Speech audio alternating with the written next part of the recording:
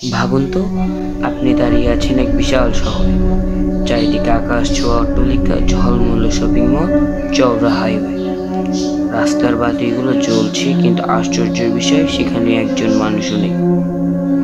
হ্যাঁ দর্শক, এটা কোনো সিনেমার দৃশ্য নয়, এগুলো হলো চীনের ঘোস্ট সিটিজ। আসল ঘটনা কি? মূলত চীন গত কয়েক দশকে তাদের অর্থনীতি বাড়ানোর জন্য হুড়মুড় করে শহর বানিয়েছে। বিলিয়ন বিলিয়ন ডলার খরচ করে তৈরি করেছে অট্টালিকা, ব্রিজ, হাইওয়ে, স্টেডিয়াম, এমনকি এয়ারপোর্ট। কিন্তু লোকজন সেগুলোতে গিয়ে থাকতে শুরুই করেনি। উদাহরণ হিসেবে বলা যায় অর্ডোস কাংবাসি শহর, একে বলে পৃথিবীর সবচেয়ে বিখ্যাত ভূতের শহর।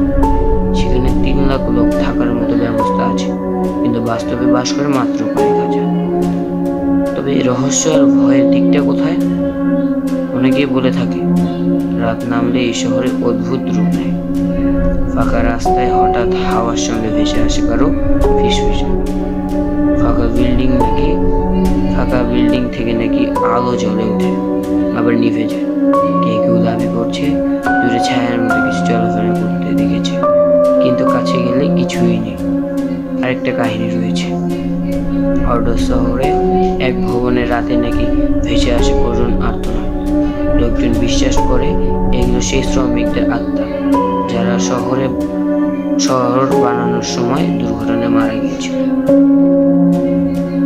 কিন্তু স্থানীয়দের বিশ্বাস মরুভূমির দেবতাদের ঘুম ভাঙিয়ে শহরটা বানানো হয়েছিল। সেই দেবতারা শহরটাকে মানুষহীন করে দেখেছে। তাতে দেখা যায় শূন্য রাস্তায় ঘোড়ার টাপুর টুপুর শব্দ, কোনো ঘোড়া নেই। স্টেডিয়াম ফাঁকা সিটে বসে আছে অদৃশ্য দর্শকরা, করতালি দিচ্ছে বাতাসে। আর হঠাৎ ঝড় উঠলে ভাস্কর্য কেঁদে ওঠে।